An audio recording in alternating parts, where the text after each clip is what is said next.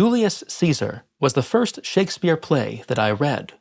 It's still one of my favorites. Along with some of the most stirring speeches ever written, it presents what might be the first attempt in English literature to really recreate the world of ancient Rome. In today's video, we'll explore the historical accuracy of Shakespeare's best-known Roman play and consider how the greatest English playwright used antiquity.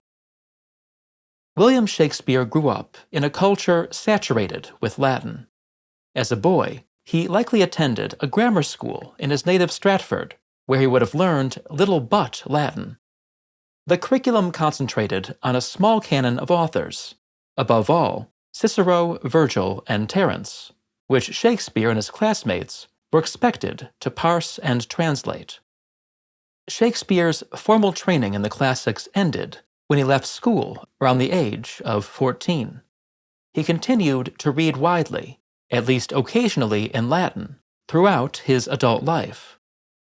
He may have had more than the small Latin and less Greek that Ben Jonson credited him with. His education, however, was entirely typical for his time. He probably knew neither more nor less about the Romans than many of his middle-class English contemporaries. What he did with that knowledge, however, was extraordinary. Julius Caesar, premiered in 1599, was the second of Shakespeare's 4 Roman plays. The others were Titus Andronicus, Antony and Cleopatra, and Coriolanus. It was the first of his Roman plays to be based on a historical event. The period surrounding the assassination of Julius Caesar is the best documented in antiquity, and Shakespeare had no shortage of sources. He likely read, either in Latin or in French translation, Suetonius's Life of Caesar. By far his most important source, however, was Sir Thomas North's translation of Plutarch. Plutarch's parallel lives include 46 biographies, 23 Greek, 23 Roman, paired to emphasize the moral characters of their subjects. Since Plutarch's purpose was to showcase virtue and vice, he filled his lives with anecdotes and telling details. Though often a source of frustration for modern historians, this made Plutarch an ideal source for Shakespeare, who drew on the lives of Caesar, Brutus, and Antony when writing his play. Sometimes, as in his account of Caesar's assassination, Shakespeare followed Plutarch closely. As in all his plays, however, he transfigured his source material. Many elements of Shakespeare's tragedy appear nowhere in Plutarch. Most glaringly, Shakespeare introduced a number of anachronisms. Some of these, like references to striking clocks and pulpits, were likely incidental or accidental. Others may have been introduced to make ancient Rome more familiar to Shakespeare's audience. In the first scene of Act 1, for example, the plebeians wear Elizabethan-style wool caps. To compress the action and heighten the drama, Shakespeare combined events that took place months apart.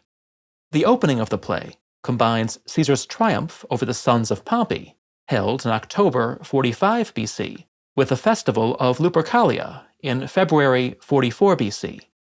The Ides of March, March 15th, is made the following day. Shakespeare also took liberties with characters.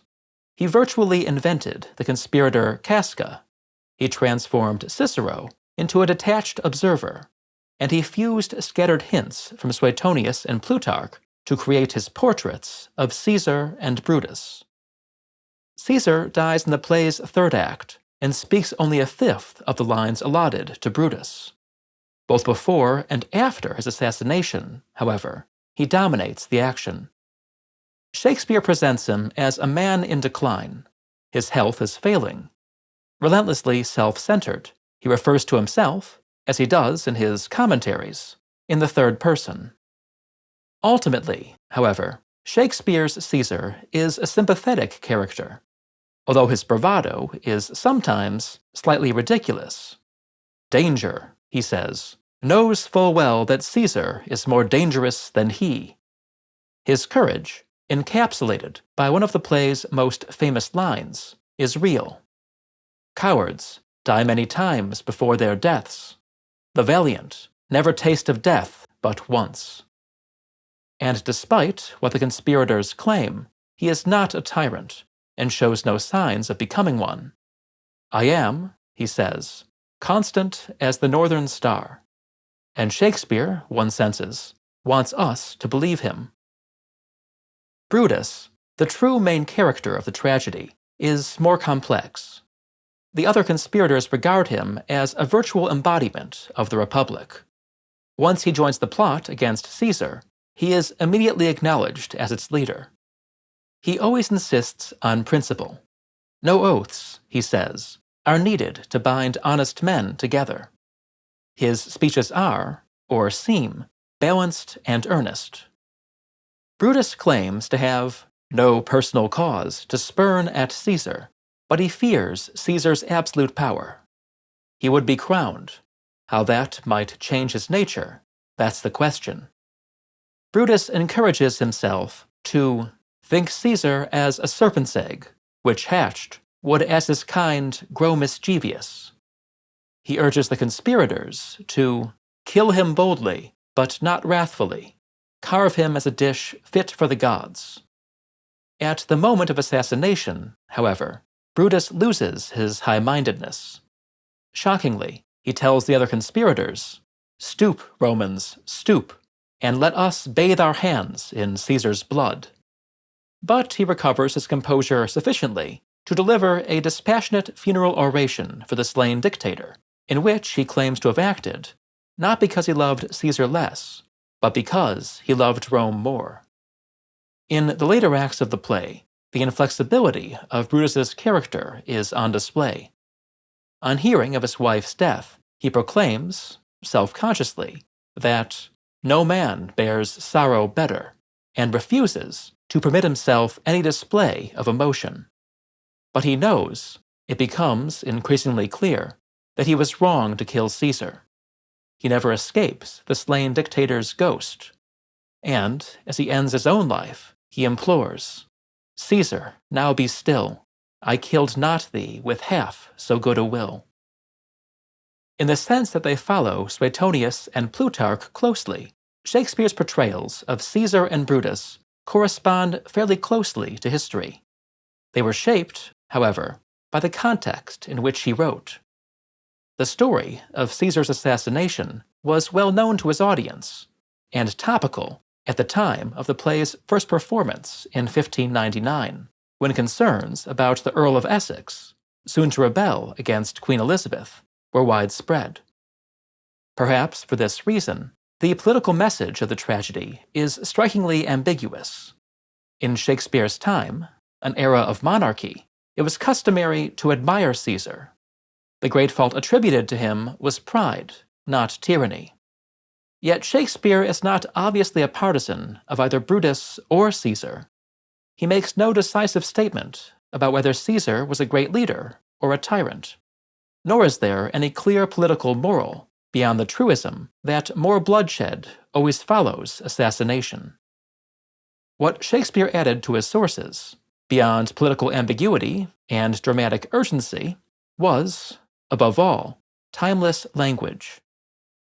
Mark Antony's famous "Friends, Romans, Countrymen" eulogy, for example, appears in no classical text.